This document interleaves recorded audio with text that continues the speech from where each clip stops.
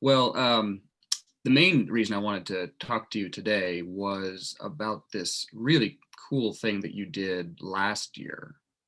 So last spring, um, when the Institute, like almost every college and university in the country, um, sent its students home and went into, varying degrees of lockdown as the Mhm. coronavirus pandemic first started.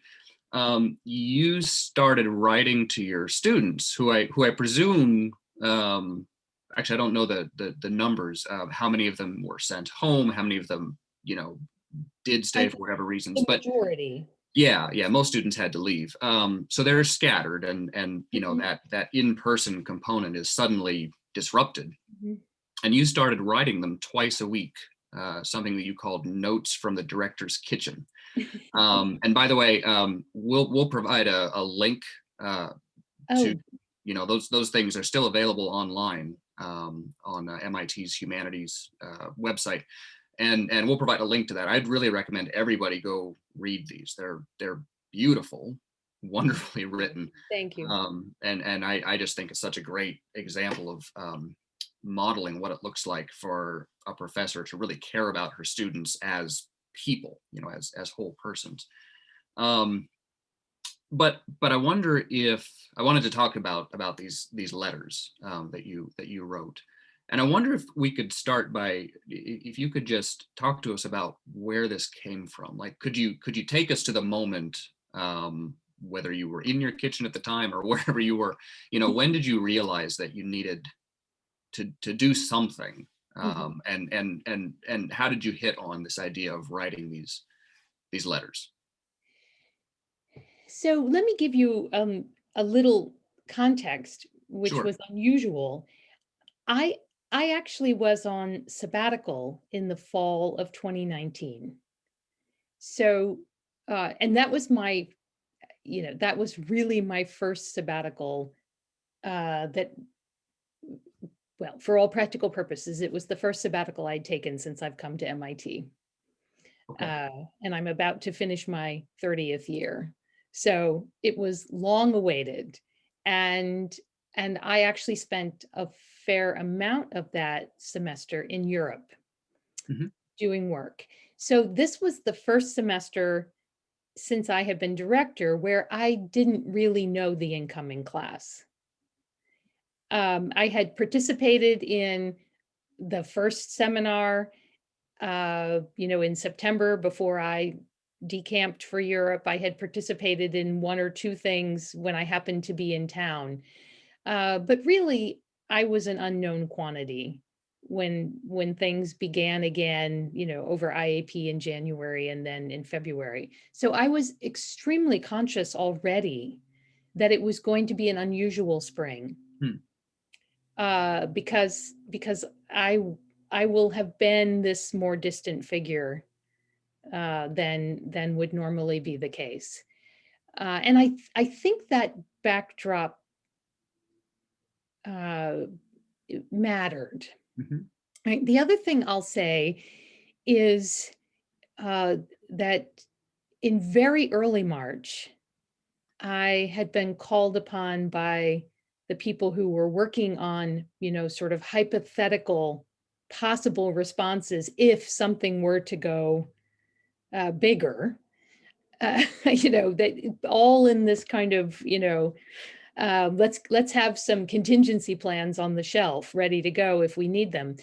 And so the first 2 weeks in March, this group, this strategy group, had actually been meeting about 20 hours a week, in person, of course. Mhm. And so all of the decisions that were unfolding um, were very active for me. You know, I mean, they had come to completely dominate my own working life, with about a 10-day lead time over what everyone else had.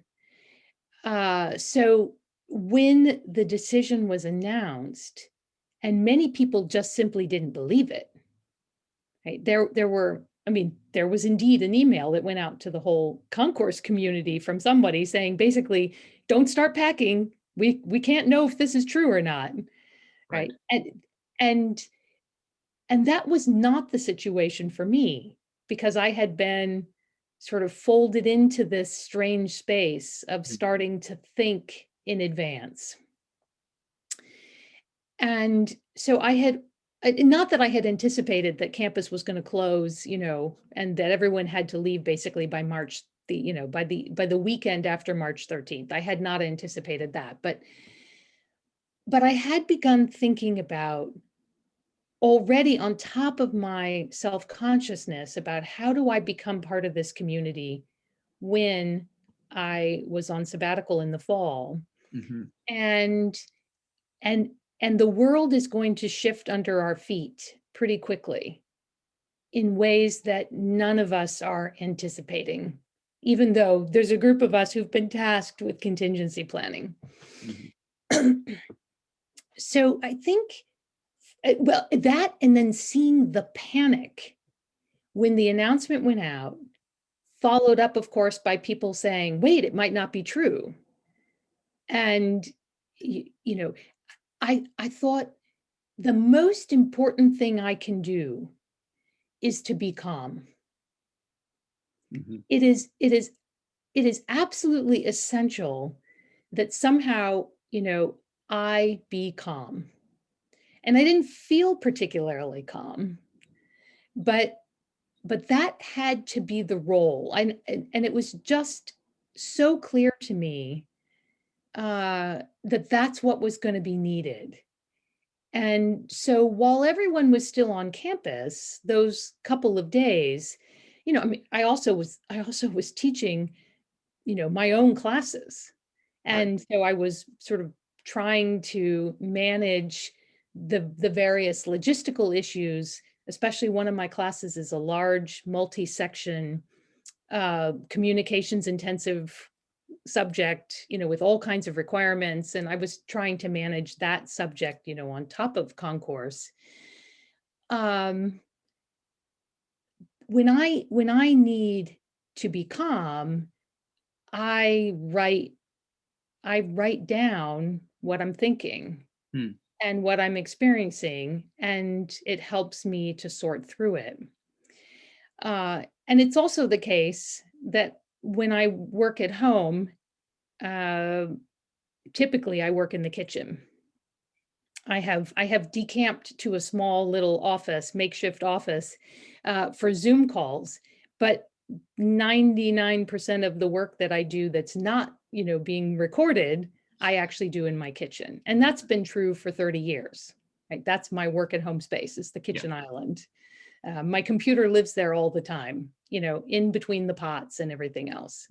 Mm. Because, the kitchen is the heart and soul of a home. And when we had kids at home, that's, they were constantly eating. So you had to be there. And that's where I got the most work done, Mhm. actually. So that's how it became Notes from the Director's Kitchen, because really everything I send is indeed actually from my kitchen. And I also thought it might remind them that we have gone home too. If it said Notes from the Director's, home office, Right. Right. they might think, well, I don't have a home office, but everyone has a kitchen of some kind or another. So I didn't have the intention of writing to them twice a week and doing it all semester. None of that was pre-planned. I just knew that as soon as they had left campus, I needed to write to them Yeah. and say, okay, you've had a couple of days, you've gotten somewhere. Let's collectively regroup. And I found it so cathartic for myself that I did it again in a couple of days.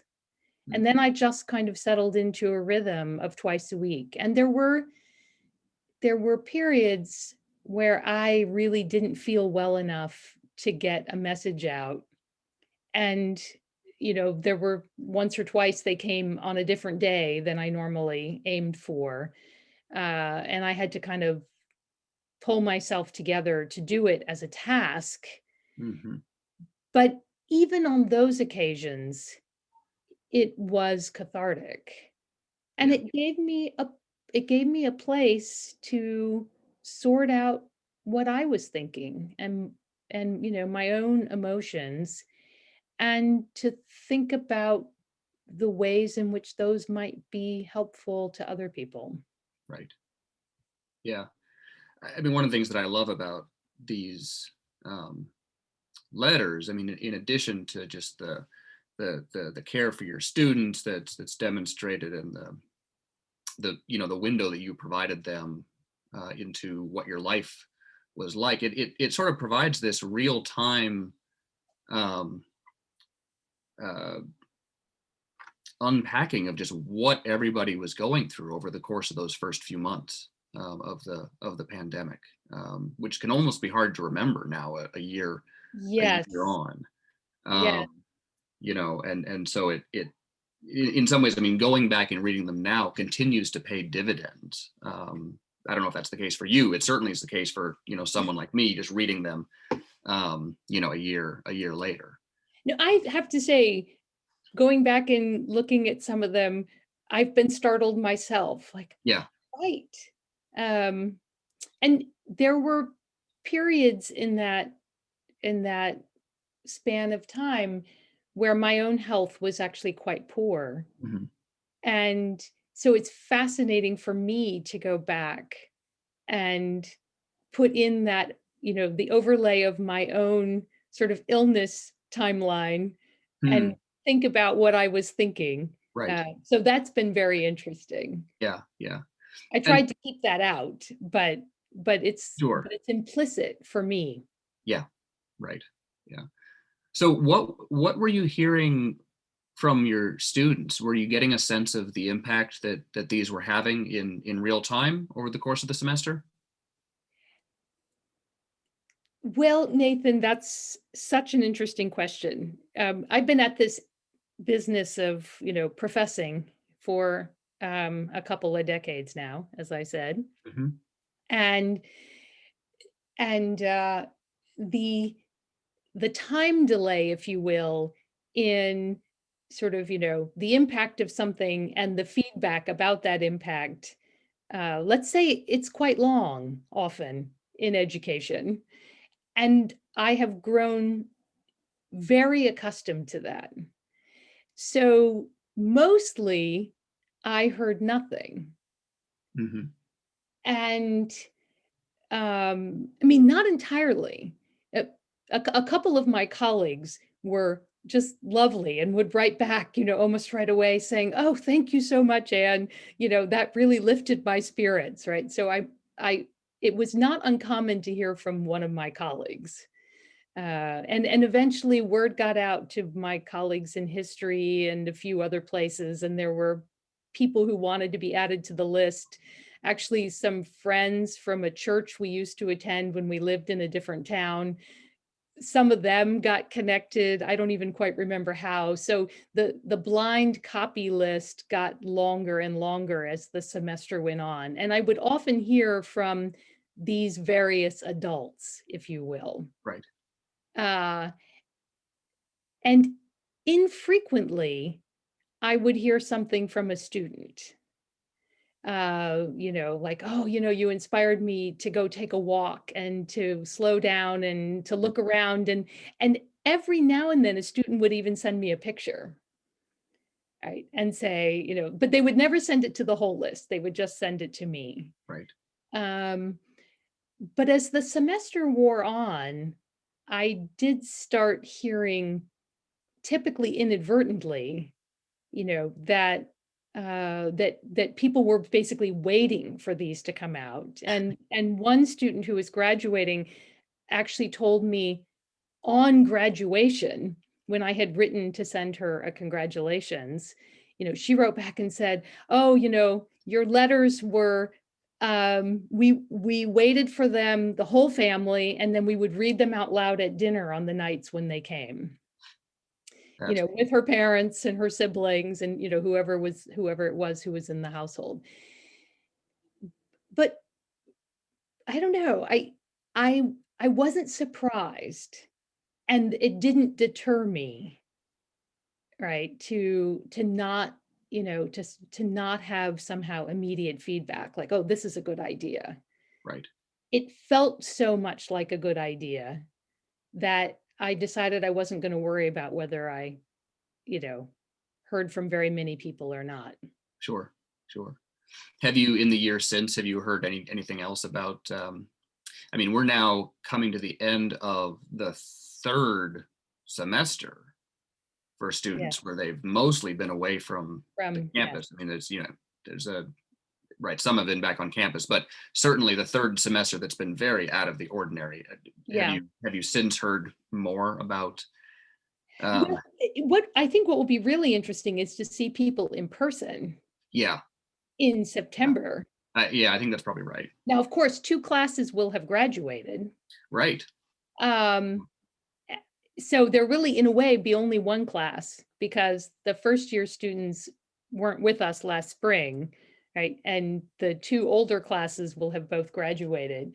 But it will be interesting. Uh, this fall, I received an email at one point from a student, who I hadn't heard from all spring, individually anyway, you know, uh, who had sent a couple of pictures and said, "You inspired me to add pictures." Right. So obviously he was referring to the letters from the spring. Right. So I suspect that they're out there, in the they're in the ether, right, for the students who were getting them. Hmm.